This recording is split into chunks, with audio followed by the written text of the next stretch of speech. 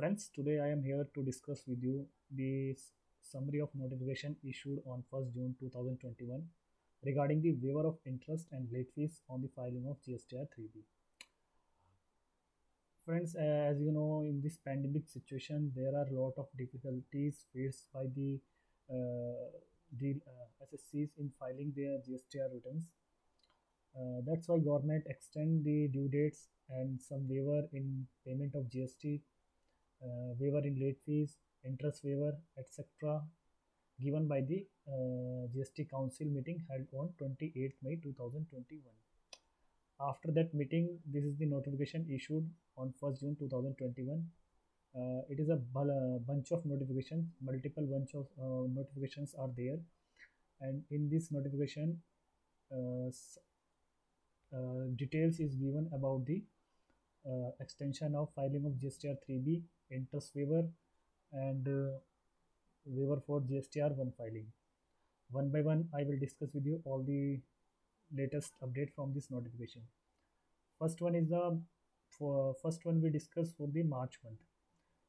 In the March month, there is three categories of return. First is monthly GSTR 3B having aggregate turnover more than 5 crore rupees. Secondly, monthly GSTR 3B aggregate turnover less than 5 crore rupees.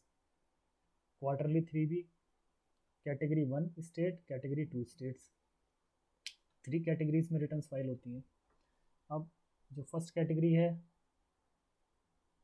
तीनों की ही पहले original due date देख लेते हैं हम यहाँ पे. Exceed 5 crore तो 20 अप्रैल ड्यू डेट थी GSTR 3B फाइल करने की. लेस देन 5 करोड़ बट आपने मंथली ऑप्शन लिया तो भी आपकी 20 अप्रैल थी GSTR 3B फाइल करने की. अगर आप 3B क्वार्टरली फाइलर का ऑप्शन लिया हुआ आपने, तो अगर कैटेगरी 1 स्टेट है आप तो 22 है, कैटेगरी सेकेंड स्टेट है तो 24 है. And there is a list of category 1 state and category 2 state. In Delhi and UP includes in category 2 states. Here you can see Delhi. Here is a UP, Uttar Pradesh. Most of the north region is covered here in category second. So this is the category list which is mentioned here, category 1 state and category 2 state. So category 1 due date for category 1 state is 22nd and category second is 24th. It is original due date. अब जो government ने extend करी है जिसमें आपको late fees नहीं लगेगी, वो है ये नो लेट फीस. अगर आप ओरिजिनल ड्यू डेट से कब तक रिटर्न फाइल कर दें तो आपको लेट फीस नहीं लगेगी, जो कि हम लगती है नॉर्मली 50 रुपीज़ पर डे. वो है, अगर आपकी एग्रीगेट टर्नओवर 5 करोड़ से एक्सीड कर रही है तो आपको 15 डेज का लेट फीस का वेवर है, तो आपको 5 मई तक रिटर्न फाइल करनी है.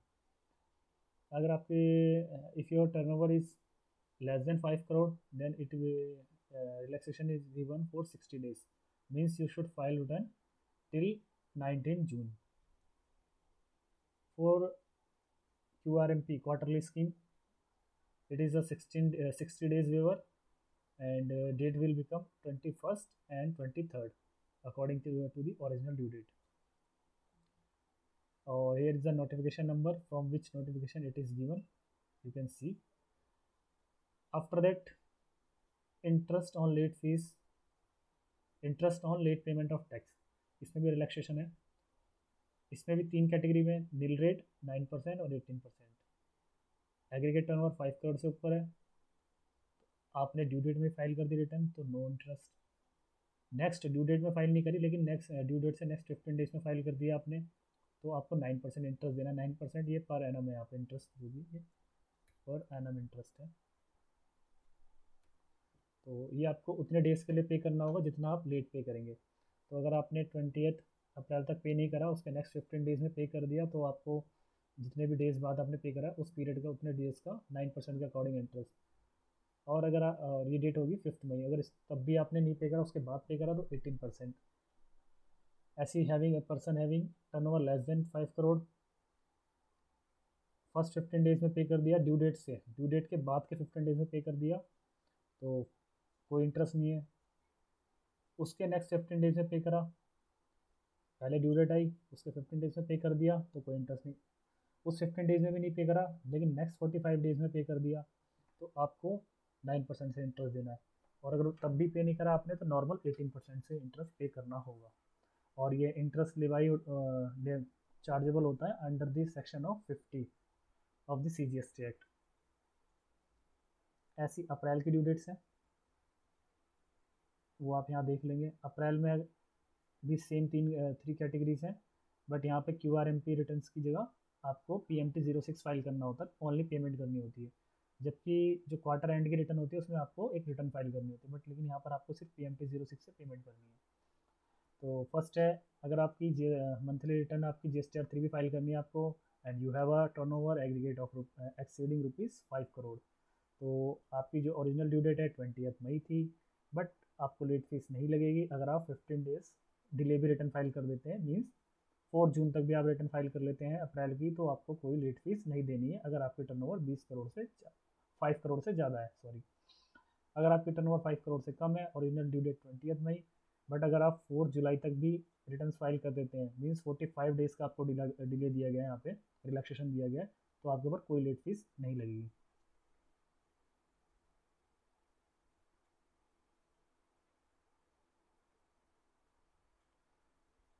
सेकेंडली, सेकेंड है यहाँ पे इंटरेस्ट का वेवर।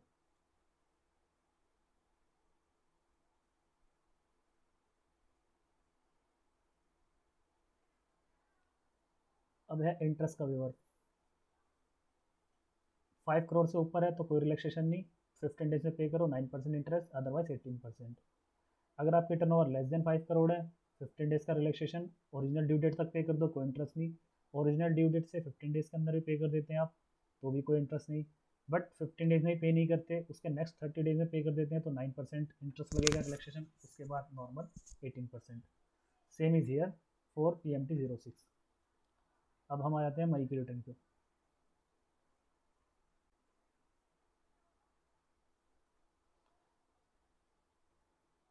मई की रिटर्न में आप देखेंगे, if you have turnover more than 5 crore rupees, original due date is 20th June, relaxation is available for 15 days, means till 5th July you should file. For turnover less than 5 crores, original due date is 20th June, return is required to file till 20th July, means 30 days relaxation is given. Means if you file in this date within a given uh, within a date given here, you are not liable for late fees, which is rupees 50 days, rupees 50 per day. And in three boxes are relaxation from payment of interest on delay payment of tax, which is same as you see, you can read here, check here, it is, अगर आपकी turnover 5 crore से exceed है, no relaxation, 15 days में tax पे कर देते हैं due date से, तो 9% interest, otherwise normal 18%। Less than 5 crore turnover है, ड्यू डेट में फाइल करते हैं, नो इंटरेस्ट, उसके नेक्स्ट 15 डेज में फाइल करते हैं, तो भी कोई इंटरेस्ट नहीं। 15 डेज में फाइल नहीं करा, उसके नेक्स्ट 15 डेज में कर दिया, तो 9% इंटरेस्ट, मतलब टैक्स पे कर दिया। और अगर तब भी नहीं करा तो आपको 21 जुलाई तक, मतलब 15 डेज, 20 जुलाई तक नहीं फाइल करा, उसके बाद फाइल करो, उसके बाद पे करेंगे टैक्स, तो आपको नॉर्मल 18%। PMT06 के केस में भी सेम है। और ये है कंपोजिशन के लिए, ये is composition dealer required to file CMT08 nil rate if you pay your tax till 3rd May 2021.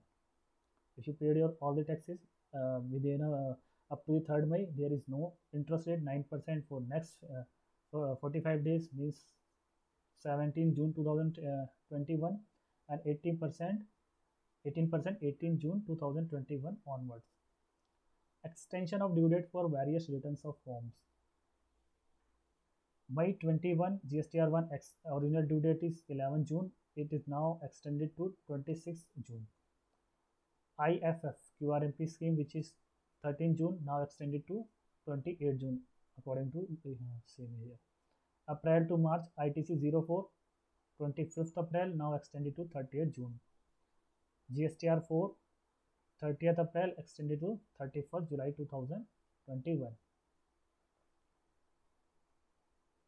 Other relaxation, rule 36(4) which is with respect to 105 105% of eligible ITC from GSTR through 2B.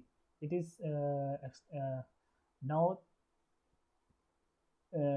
check in cumulative from April, May and June month for the tax period April June 2021 means ये जो rule की applicability है, अब पहले हम month wise check करते थे but अब 3 मंथ्स का हम एग्रीगेट चेक करेंगे, अप्रैल मई और जून का मिक्स करके जब जून वाले रिटर्न फाइल किया जाए करेंगे हम, तब हम उसमें देख लेंगे कि हमारा जो एग्रीगेट आईटीसी है जितना हमारा पोर्टल पर आ रहा है उससे 105% एक्सीड नहीं होना चाहिए, मतलब उससे 5% से ज़्यादा एक्सीड नहीं होना चाहिए।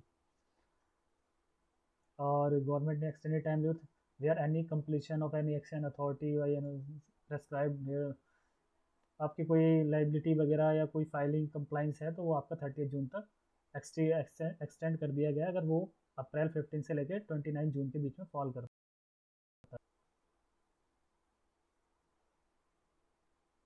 और यहाँ पर एक और extending the time limit till 15 July for verification of registration application and approval under rule 9 of the CGST rules following for the period May 1 to 30 June.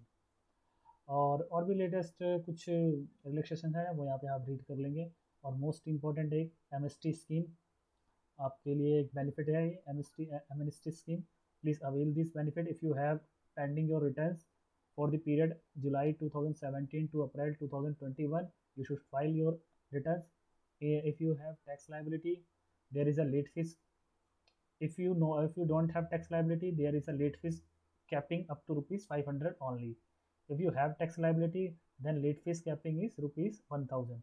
it is a very good for clients who has their pending returns who should file their returns। but one of the more noting point is here that there is a ITC criteria for claiming ITC for this period July 2017 to April 2021।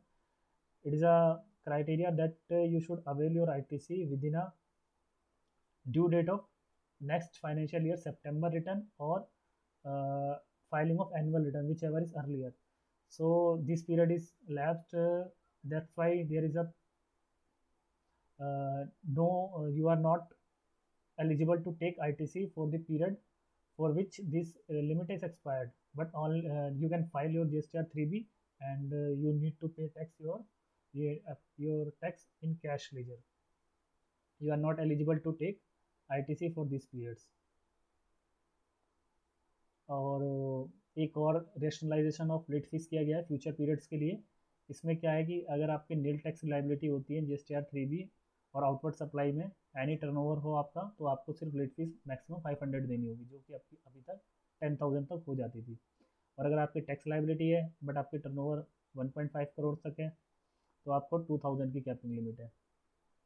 1 crore से 5 करोड़ है तो 5000 और 5 करोड़ से above है तो 10,000 rupees का।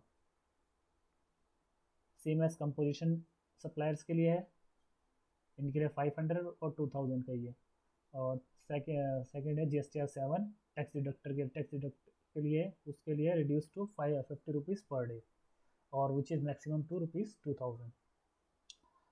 तो ये थी latest update from the notification issued on 1st June। and if you have any query and doubt you can mention on comment box। I will try to reply all the comments and hope all of you are fine। and this notification I have downloaded from A to Z Tax Corp LLP website। it is a very good website, it is run by Mr. Vimal sir, which is renowned faculty in GST। and you can also download this notification, this PPT। it is very helpful to all of us।